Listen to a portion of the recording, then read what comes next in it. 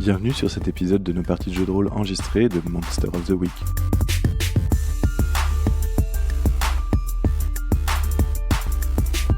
Vous êtes sur la saison 1 qui s'intitule Le projet Daisy.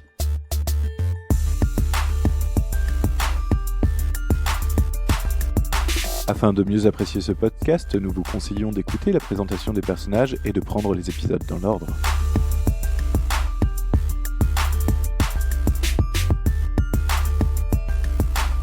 Dans cet épisode, Eru incarne le Docteur Mercury, un divin.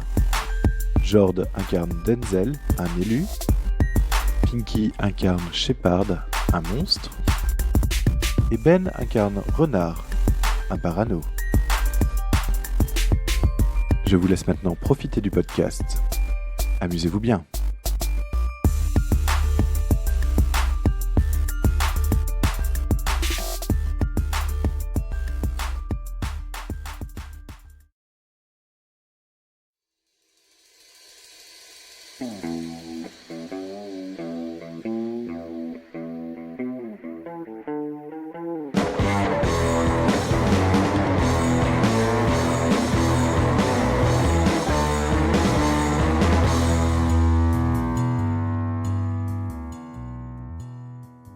Alors, que s'est-il passé dans les épisodes précédents ? Dans les épisodes précédents, le Docteur Mercury a été appelé dans une petite ville qui s'appelle Forest Hill, qui se trouve au plein milieu de Wisconsin, pour enquêter sur un cas étrange. En effet, une randonneuse avait été retrouvée enfermée, morte, dans un énorme cocon.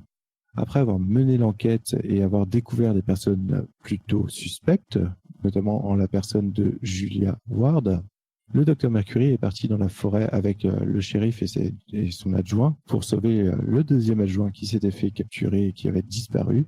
Ils ont donc marché à travers la forêt pour tomber jusqu'à une ancienne base militaire qui a été reconvertie en labo de génétique ésotérique et dans le labo dans lequel se trouvaient des araignées et différentes expériences sur les araignées assez étranges vu que certaines de ces araignées avaient la taille d'un bon lapin. En explorant plus en avant le complexe, ils se sont frottés à une horrible créature. Cette énorme créature est une espèce de créature mi-femme, mi-araignée, dont tout l'abdomen chitineux est comme tiré par des visages hurlants dans le silence. Et elle semble murmurer des incantations qui n'étaient pas destinées à la gorge humaine.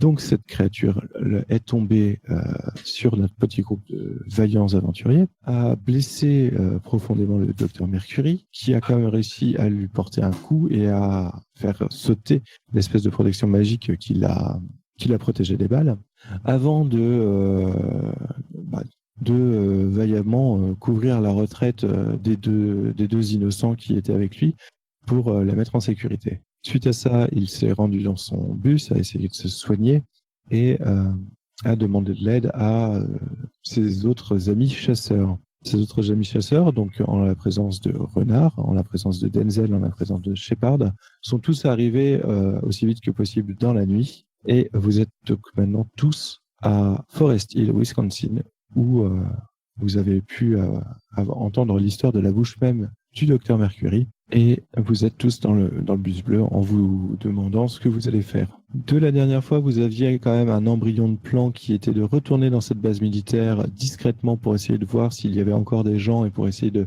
traquer et le scientifique et la créature. Mais maintenant, je vais vous laisser la parole. Que faites-vous ?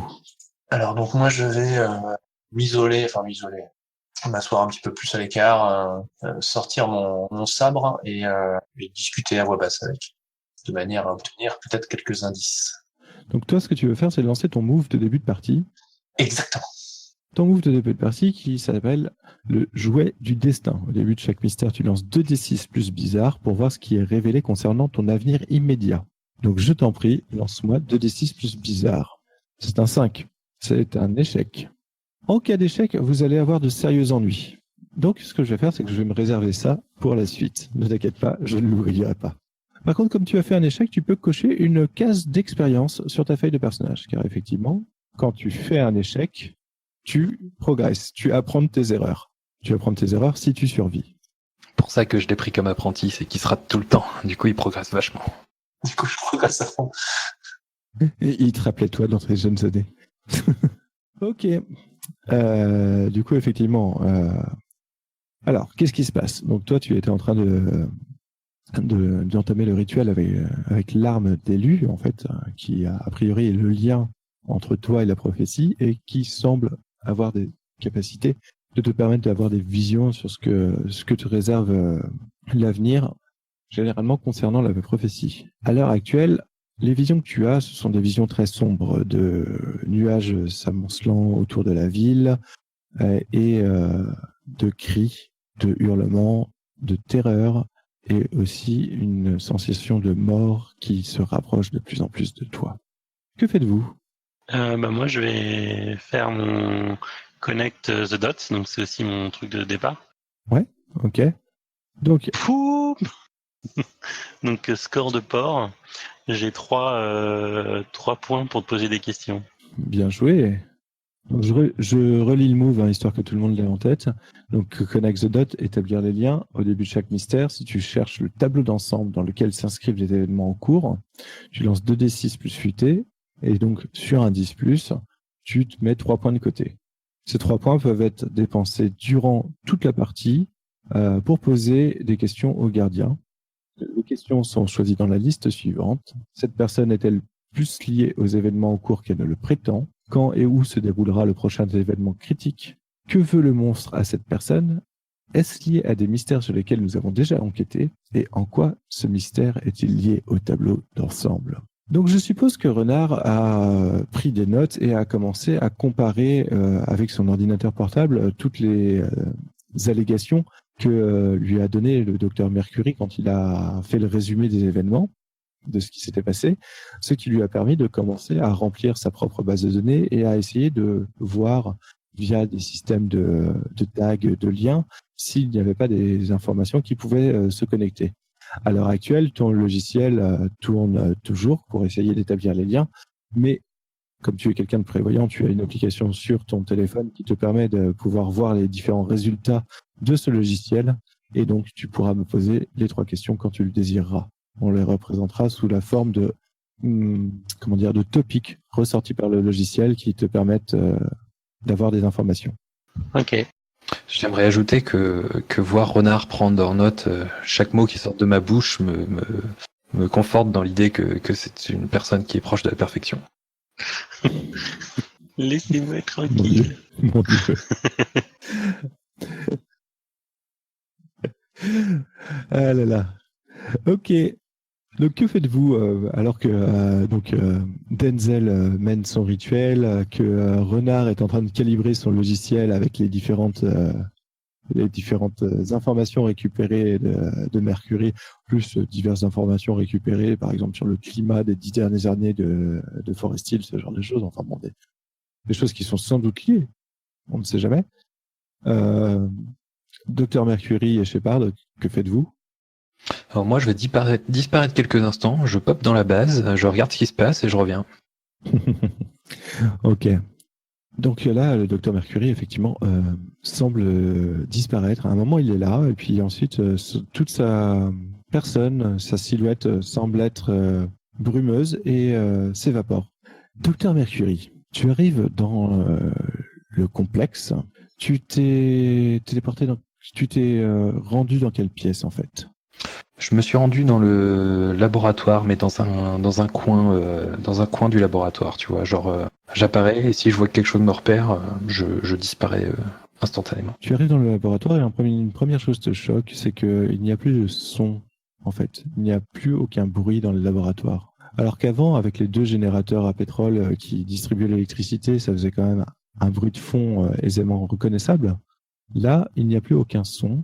Il n'y a plus aucune lumière et en regardant un petit peu plus près, il n'y a plus aucune bestiole dans les différents terrariums qu'il y a répartis dans tout le laboratoire. Problématique. Très bien. Et ben je réapparais en ville à côté de ces messieurs qui étaient en train de faire je ne sais quoi. Dans ton bus peut-être. Enfin, je ne sais pas. En même temps, tout dépend de combien de temps. Pas dû me prendre bien longtemps tout ça. Non, faire le tour et checker, t'as peut-être mis 10 minutes, histoire de faire ça prudemment, d'être sûr de ne pas faire de bruit, d'essayer d'aller regarder un petit peu quand même dans le couloir, dans les escaliers et tout ça, et de voir s'il n'y avait pas des traces ou autre. Donc, à moins que quelqu'un ait fait quelque chose de très pressé, de toute façon, je considère que seul Shepard a encore quelque chose à me dire, vu que tout le monde est plus ou moins occupé. Je suis un peu comme un rond de flanc au milieu de la base. Moi, garder un mec en train de parler à son épée et l'autre pianoter sur son ordi. Et le dernier qui a disparu d'un coup d'un seul. Je commence à humer l'air, à essayer de sentir où il a pu essayer de partir, mais tant que je vois un nuage passer, il est revenu. D'accord, ok. Donc pour le moment, toi, tu es plutôt dans l'expectative. En fait, tu ne fais pas grand-chose et tu attends un petit peu. Effectivement, au bout de 10 minutes, le docteur Mercury réapparaît, un petit peu comme s'il rentrait dans la pièce par une porte que vous n'aviez pas vue, en fait. Et je pense que à la fois Renard et à la fois Denzel ont fini de faire ce qu'ils avaient à faire. Donc, que faites-vous tous maintenant que vous êtes réunis ? Bien, messieurs, je me dois de vous dire que tout a l'air calme au complexe. J'ai peur que la créature ne s'y situe plus. Et bien que je pense qu'il faille commencer à la traquer là-bas, j'imagine que nous devrons être vraiment sur nos gardes pendant le trajet. J'ai peur qu'elle s'attaque à nous ou qu'elle attaque la ville pour trouver d'autres proies, bien sûr, avant que nous n'arrivions sur place pour la déloger, si elle est toujours sur place. Sinon, accessoirement, j'ai un doute. Comment elle s'appelle déjà, la doctresse? Et du coup, est-ce qu'elle était présente sur la base? Elle se nomme Dr. Ward. Jessica Ward, tout à fait. En tout cas, elle s'est fait virer de l'université du Wisconsin pour des petits problèmes de manipulation génétique non autorisée. Ah oui, c'est vrai, il y avait ça. Exact. Mais du coup, elle était dans la base au moment de l'attaque? De quelle attaque? Quand tu es pénétré dans la base? Ah oui, en effet, oui. On a eu le temps, en fait, la base à différents niveaux. J'ai pas eu le temps d'explorer les sous-sols pour le moment. Mais lorsque je T'as juste trouvé l'araignée, t'as pas trouvé Jessica Ward? Si, elle était présente. Et elle s'est barrée. Ah, j'ai pas pu y accéder, il y avait une araignée d'à peu près 3 mètres de long qui bloquait le passage. Ah, pardon, je croyais que tu étais une licence divine. Très bien. Voilà, regarde, c'est déjà ça que je voulais savoir. Est-ce que c'était vraiment deux personnes différentes? Oui, parce que je l'ai vu se balader en vélo à côté. Hein, en vélo, très bien. Alors, elle doit bien loger quelque part, cette Jessica Ward. On peut peut-être la traquer. Elle sera peut-être plus facile de trouver son logement que de trouver une immense et monstrueuse araignée dégueulasse. Il semble que son laboratoire était au niveau de la base, en tout cas. J'imagine que ces quartiers sont dans les étages inférieurs, souterrains. Ah, c'est pas un truc désaffecté. Je crois qu'elle vivait quand même là. Ça m'étonnerait pas. Elle y a quand même monté un laboratoire de génétique. En gros, il faut qu'on retourne là-bas pour enquêter un petit peu, quoi. Exactement. Bon, si personne d'autre n'a de meilleures propositions, je pense que c'est peut-être ce qu'il faut faire. On pourra peut-être trouver des indices aussi là-bas. Hein. Du coup, par rapport aux questions que je peux poser, le mystère, donc c'est toute l'histoire, c'est ça? Le mystère, oui, c'est toute l'histoire. Tout ce scénar. Et donc, à un moment donné, j'ai des questions un peu cheloues. Tu as des questions que tu peux poser sur le mystère en cours, effectivement. Qu'est-ce que le monstre veut de cette personne? Du coup, la personne, c'est quoi? C'est Jendo? C'est à toi de le déterminer, dans ta question. C'était la randonneuse qui a été découverte dans le cocon, en fait, la Jendo. Donc, elle n'a pas encore été identifiée. Non, mais la question que je peux poser, c'est... C'est à toi de poser par rapport à une personne que tu souhaites. Alors attends, hésite pas à me poser la question à Dr. Mercury, qui a déjà fait un premier scénar sans vous, parce que Jendo, j'ai ostoptié. Non, mais il s'en fout de Jendo. Il veut juste savoir, quand il pose la question « What does the monster want from this person ?», il veut savoir qui est this person. Et donc, moi, je pense pouvoir dire que c'est la personne que tu veux. C'est à toi de poser la question. Je veux dire, mais que veut le monstre du shérif? Ou que veut le monstre de Dr. Mercury? Ou que veut le monstre de Jendo? Oui, tout à fait, c'est ça, oui. C'est, que veut le monstre à cette personne? C'est toi qui décide de quelle personne tu parles. Ta deuxième question est juste mortelle, en fait. La deuxième question, c'est quand et où se déroulera le prochain événement critique? Oui, effectivement, c'est... Dans le genre cassage de scénar, c'est pas mal. Ouais. Il n'y a pas de scénar à casser. Hein. De toute façon, le but, c'est de trouver le monstre. Hein. C'est pas non plus de vous faire galérer sur des enquêtes. Hein. Vous n'avez pas des persos pour faire réellement des enquêtes, de toute façon. Je veux dire... Comment ça, mission surpris? Oui. Qu'est-ce que tu sous-entends? Putain, moi je suis du FBI. Hein. Enfin, t'étais. J'ai du Sharp et du Word. Bien, du coup, où on est sur nous et que faites-vous exactement? Parce que pour le moment, j'ai l'impression que... Eh ben donc on va se rendre.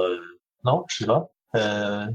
Maître, vous pouvez tous nous y amener? Tous vous y amener? Non, je ne fais pas ce genre de choses, non. Va falloir marcher. J'ai l'air très déçu. Bon, toi à la limite, si tu veux, oui, mais pas tout le monde. Ah, d'accord. Pas pousser non plus. Ou alors en plusieurs fois. Ou à vélo. Mais je suis pas sûr que vous arriviez tous en entier. Quelle puissance renversante. Ah écoute, j'étais un messager, hein, j'étais pas le porteur. Hein. Pas pareil. Révise ta mythologie. Sinon on y va avec le Bang-Bus, les rois de la discrétion. Ouais, sinon j'ai une voiture peut-être un poil plus discrète. Si vous voulez. Moi j'amène pas mon bus sur des chemins comme ça, je risque de crever un pneu. Ok, bon bah je vais pas non plus niquer mon beau costume. Et je me salirai pas les mains à réparer. Ça va encore me coûter une fortune. Oh non, pas tant que ça, non. Est-ce que c'est loin à pied? Toi, tu sais que tu avais marché une petite heure pour y accéder à partir de l'endroit où vous aviez retrouvé la voiture de l'adjoint. D'ailleurs, l'adjoint, vous l'avez toujours pas retrouvé et vous ne savez pas non plus où en sont le sergent Pepper et Big Bob. Comment ça? Je les ai raccompagnés en ville? Non, tu leur as ordonné de courir, ensuite tu t'es téléporté jusqu'à ton bus. Ah ouais, c'est vrai. Courez les gars, moi je me téléporte. Ils ont été dévorés. Ah, tu les as bien protégés, ouais, d'accord. N'est-ce pas? Et ça dit, oui, bien. Vous déformez un peu les faits. Il est resté pour occuper la créature pendant que les deux innocents se barraient en courant. Et une fois qu'ils étaient partis du bunker, là, il s'est barré. Si bien que la règle dans tous les films, c'est que quand tu te sacrifies pour que les autres puissent fuir, ils attendent jusqu'à la dernière minute, jusqu'au moment où tu meurs. Et donc, ils ont couru 5 mètres. C'est vrai. Par conclusion, ils sont forcément au diner. Je vais au diner. D'ailleurs, j'ai probablement faim. Moi je monte dans ma voiture en tout cas, qui même me suivent et je peux faire accrocher au diner, pourquoi pas. Ok, donc vous passez devant le diner. Bon, il est encore très tôt le matin, donc le diner n'est pas ouvert. Vous êtes vraiment, le soleil s'est levé depuis 20 minutes grand max. Il y a encore la brume qui s'évapore lentement le long des rues et des bâtiments. C'est pas moi. Et du coup, il y a très peu de monde dans la rue. Vous voyez une personne ou deux qui se baladent dans la rue ou une livraison qui est faite pour l'épicerie d'à côté, mais c'est tout. Au niveau du commissariat, il y a une voiture de police qui est revenue, genre celle de Big Bob et du shérif. Au niveau du commissariat, il y a une voiture de police qui est revenue, ouais, effectivement. Bon, on va peut-être aller les voir. Ils ont peut-être pas dormi au commissariat. Hein. Non, mais s'ils sont revenus, à mon avis, ils ont pas envie de dormir. Là. Allons-y, je m'arrête au commissariat. Non, étonnamment, le commissariat est fermé. Je suis déjà allé au commissariat? Oh, oui, t'es déjà allé dans les morgues. Je me téléporte dans le commissariat. T'as pas leur numéro de téléphone en fait, tout simplement? Non. Non, j'aime pas trop la technologie. Écoute, quand tu peux te téléporter, le téléphone, c'est un peu surfait. Le téléphone a l'avantage d'être normalement dans la poche. C'est juste pour demander. T'es où? Je suis là, j'arrive. Clac, c'est bon. Le commissariat est vide, mais il a subi un grand chambardement. En fait, il y a plusieurs papiers qui ont été renversés, des bureaux qui ont été renversés. Tu t'aperçois qu'en fait, tout ce qui était dans l'armurerie, en termes de munitions et tout ça, tout a été embarqué ailleurs. Ok. Alors, je ressors du commissariat. Je répète ce que j'ai vu aux autres. Et j'ajouterai, je pense qu'ils ont une sacrée frayeur et qu'ils sont allés se barricader quelque part. Bon, on va sur le site alors. C'est toi qui es la bestiole. C'est toi qui es la doctoresse. On peut faire ça. Je peux te poser une question? Bien sûr. Donc, qu'est-ce que voulait concrètement le monstre à Jendo, en fait? C'est quoi en gros, pourquoi elle a des visages sur son corps? Ah, mais ça, c'est une autre question que tu n'as pas, ça. Pourquoi le monstre? Bah, en fait, pour moi, c'est ça la réponse, en fait, à qu'est-ce qu'il voulait vraiment à Jendo? En fait, je peux te répondre sans te griller un point de question, hein, puisque On l'a mangé. comme ton compagnon, le docteur Mercury, a mené déjà une enquête et une autopsie sur Jendo. En fait, ce qui s'est passé, c'est que Jendo, donc la randonneuse, a été dévorée de l'intérieur. En fait, un venin lui a été injecté, a liquéfié ses organes et ont été mangés. Et ensuite, tout ça s'est passé alors que l'araignée la mettait dans un cocon pour la préserver conserver et pour que le venin fasse son effet. Donc ce que voulait la créature, c'était effectivement manger. Mais je veux pas te griller un point là-dessus. Ah, je pensais qu'il y avait peut-être un truc plus poussé, quoi. Et le fait qu'on voyait des têtes de mort sur son corps, qu'elle prenait plus qu'une nourriture, une simple nourriture. Peut-être il y a peut-être des choses comme ça, mais effectivement, Son âme est peut-être une nourriture pour elle. a priori, là, elle voulait surtout manger.